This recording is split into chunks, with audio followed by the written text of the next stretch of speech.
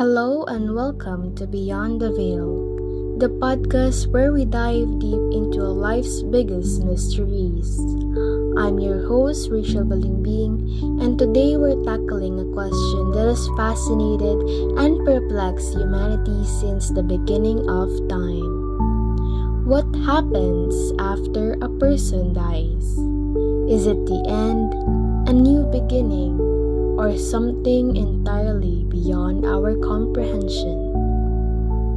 In this episode, I'll be joined by special guest Miss Shane Betara, a student with her own thoughts and questions about life after death. Together, we'll explore her perspective and discuss this profound topic. Let's dive in! Joining me today is Miss Shane Bitara, a curious and thoughtful student who has spent time reflecting on the idea of life after death. Welcome to the show, Miss Shane Bitara. Thank you so much for having me, Miss Rachel. I'm really excited to share my thoughts and hear your perspective then. Although, would it be fine with you if I speak in both Tagalog and English from time to time to make it more comfortable and, para mas ma-express ko sarili ko? Of course, wala pong problema kahit anong language pa ang gamitin mo, English or Tagalog. It's really fine with me as long as na-express mo yung sarili mo. That's what's important naman. Anyway, to start po, can we start? My first question is that, can you share what initially got you thinking about what happens after we die? Actually, as a curious person, never ko pa naisip what comes after we die. Pero, a personal experience of mine, when my father died and naging super suicidal ako, siguro during that time, saka lang ako nag-wonder. Well, dumadating talaga tayo sa point na may nakakapagpa-realize din sa'tin ng mga bagay na hindi masyado natutuunan ng pansin. Like etong question na 'to na, ano bang mangyayari sa'tin kapag tayo ay namatay na? Like minsan lang natin siya mapag-usapan pero grabe yung impact sa atin kapag mapag-uusapan na siya kasi we are talking about life na here, 'di ba? Pero in my case kasi, ever since bata pa talaga ako, palagi ko na siyang naiisip na ano bang mangyayari sa akin kapag namatay na ako? Buhay ba ako as a ghost? Nasa heaven ba ako? May second life ba ako?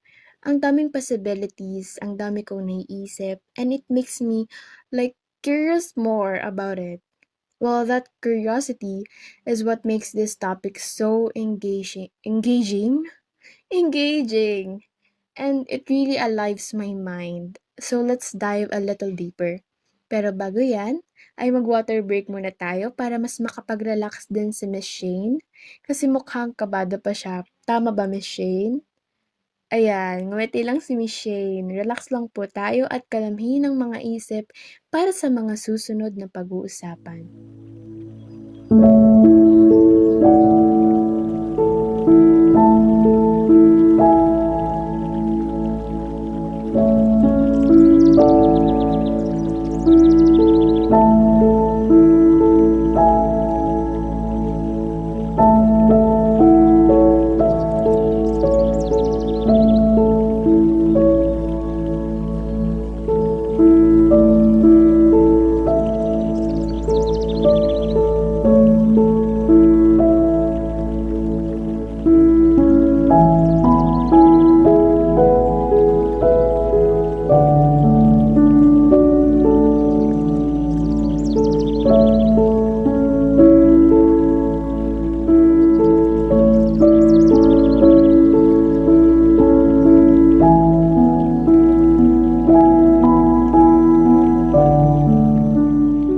And we are back.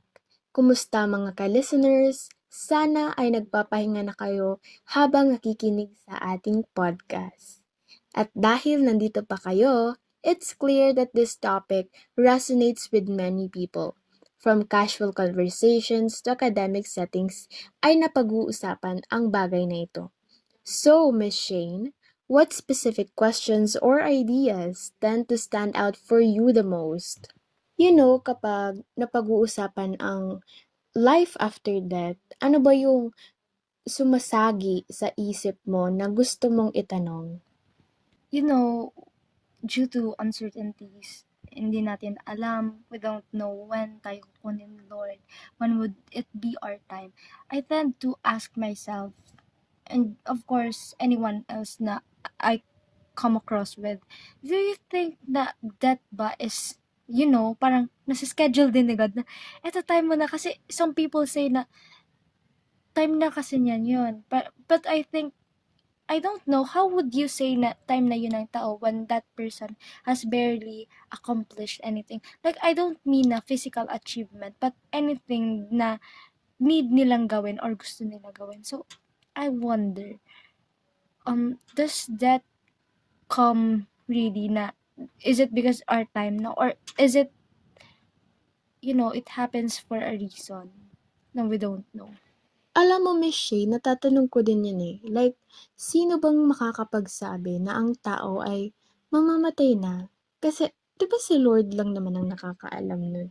So, we don't have the right to say kung kailan mamamatay ang isang tao. That's really an interesting question. And that's a big question indeed. And gusto ko yung pag-usapan pa lalo, if that's okay with you. Oo, okay lang naman. Okay, so since okay lang naman, can I ask now your personal belief sa matter na life after death? Kasi kanina napag-usapan natin yung paano mo ba naisip na itanong sa sarili mo o sa ibang tao na kailan ba ako mamamatay at kung paano sumagi sa isip mo yung tanong na anong mangyayari kapag namatay ng isang tao? Ngayon, gusto kong malaman yung pinaniniwalaan mo sa person kung anong mangyayari pagkatapos mong mamatay. So, ang question ko sa'yo, Miss Shane, what do you personally believe happens after death? This is a very interesting question for me. Kasi all this time, I've been thinking na, is there life after death? Like, do we stay in heaven or ini-inline ba tayo ni Lord? Tapos sinasabi niya, you, since you haven't fulfilled your wish or your vision in life, ibabalik kita. So, nare-reincarnate ba ang tao? Or do we, do we stay as ghost or nag-vanish na as completely? Are we deleted forever in this universe? I don't know. Actually, since nabanggit mo yung salitang reincarnation, naalala ko tuloy yung mga times na nanonood ako ng K-drama tapos may mga reincarnation na nangyayari dun kung saan nabubuhay yung actor sa another life at iba na yung pagkatao niya pero same soul pa rin. Which is hindi naman ako dun disagree kasi baka, nasa religion yun ng Korea na pinaniniwalaan nila yun. Kasi dito tayo sa Pilipinas, 'di ba, since most of the population are Catholics, ang paniniwala dito is mayroong purgatorio na kung saan nakabantay si San Pedro at, nandun lang tayo bago tayo i-judge ni Lord kung saan tayo mapupunta. Ikaw ba, Miss Rachel? And what do you think? As a Catholic and a religious person, I would say that I believe in a purgatory. Kasi yun yung tinuro sa akin eh. Yun yung kinalakihan ko na mayroon talagang purgatorio na kung saan dun tayo mag-stay para mapagnilay-nilayan yung mga ginawa natin habang tayo ay nabubuhay at kung karapat-dapat ba tayo na umakyat kasama si Lord sa heaven. Yun yung personal belief ko na masasabi ko na, religion talaga yung may pinaka-biggest influence nito sa buhay ko.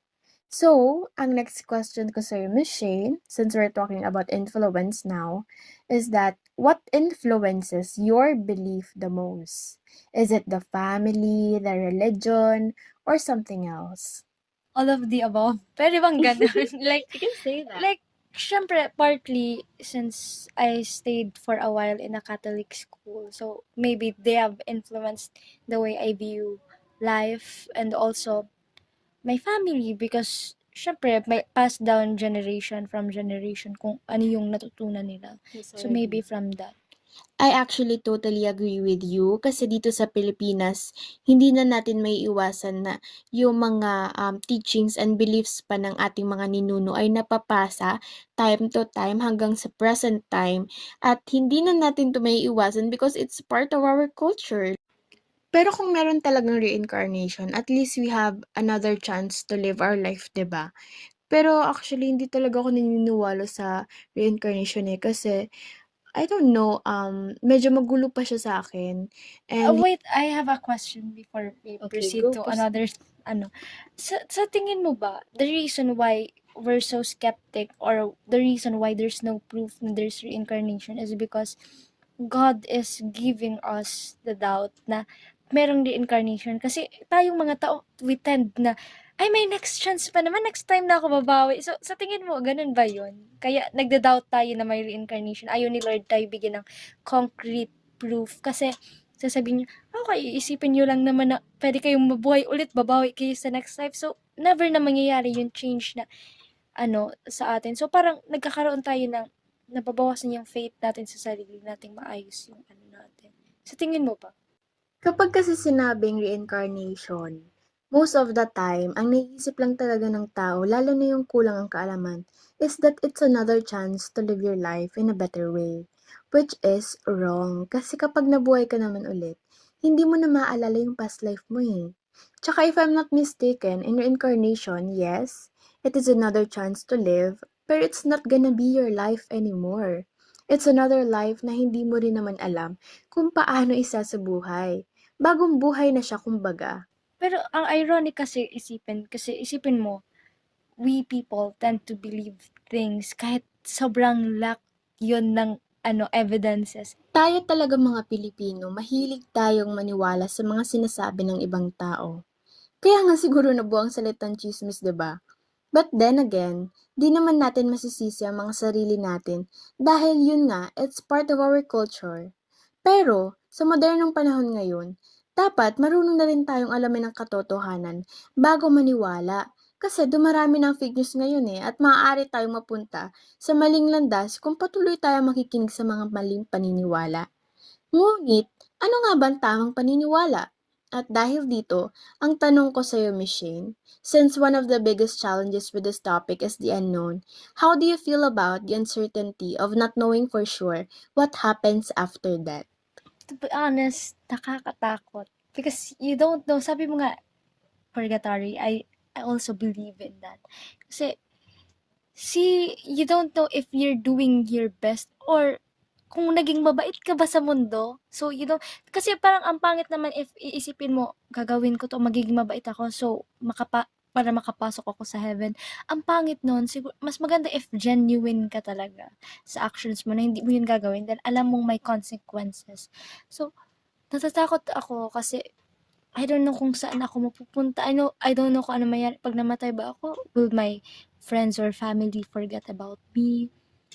Will they care if mawala ba ako? I don't know.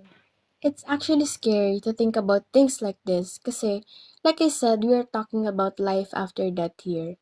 And para sa akin, ever since bata pa ako, and palagi ko talagang naisip kapag napag-uusapan to, is that kung saan ba ako mapupunta after. Kasi to be honest, once I'm gone, if hindi man ako magiging ghost, I wouldn't care anymore. If marami pang pupunta sa libing ko, if iyak ba sila kasi I'm already gone, wala na ako sa mundo eh. Yes, siguro kung I'm still physically living, andun pa din yung emotions ko to feel sad about the situation. Pero if I'm gonna be with God sa heaven, yun na yung ipa-priority ko. Doon ka ba na part na takot masyado? Or Oo, dun talaga. ako kasi natatakot ako sa part na I don't know if people would care if mawala ako. May malulungkot ba? Oo, malungkot naman talaga siya, lalo na kung nakikita mo na pinaglalamayan ka, 'di ba? Pero, like I said, patay ka na eh. So, ang dapat may other priorities ka na, like kung saan ka na mapupunta after that, 'di ba? Kasi not knowing kung saan ka mapupunta means we can imagine all kinds of possibilities. And if you believe in the side of the Catholic na may Judgment Day, mapapaisip ka na lang talaga ng mga ginawa mo habang ikaw ay nabubuhay pa. It's all about your actions, kung mas marami ba yung nagawa mong mabuti kaysa sa masama. But, to be honest, do you think our beliefs about the afterlife affect how we live our lives, Miss Shane? So much. Like, if they are well aware na there is heaven and hell, they would be conscious sa actions nila na, I would have to do this because I want to go to heaven. I don't want to go to hell. To the point na hindi na pure ang pagtulong ng ibang tao kasi may gusto silang kapalit. And masasabi ko na dahil ito sa paniniwala natin na kapag hindi ka naging mabait sa mundo ay hindi ka makakapasok sa langit. Like oo, tumutulong ka nga, nagiging mabuti ka nga, but purong kabutihan ba ang intention mo?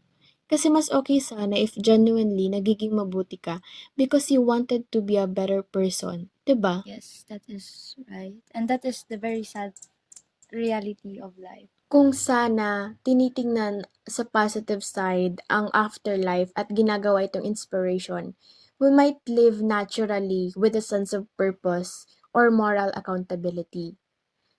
Anyway, before we wrap things up, Miss Shane, I have one last question for you, if that's okay. What would you say to someone who's struggling with the fear of death or the unknown? Siguro, I'd say it's okay to fear because, sometimes nakakatakot talaga yung uncertainties. But most of all, we should always remember na fear is what's stopping us down. So, we should always be genuine with our lives. Kagaya nga ng sabi mo, we don't have to be someone or pretend to do something na hindi naman bukal sa loob natin. Kasi, if we don't make out the most of what we have today, matatakot talaga tayo kung mag-e-end ang life natin.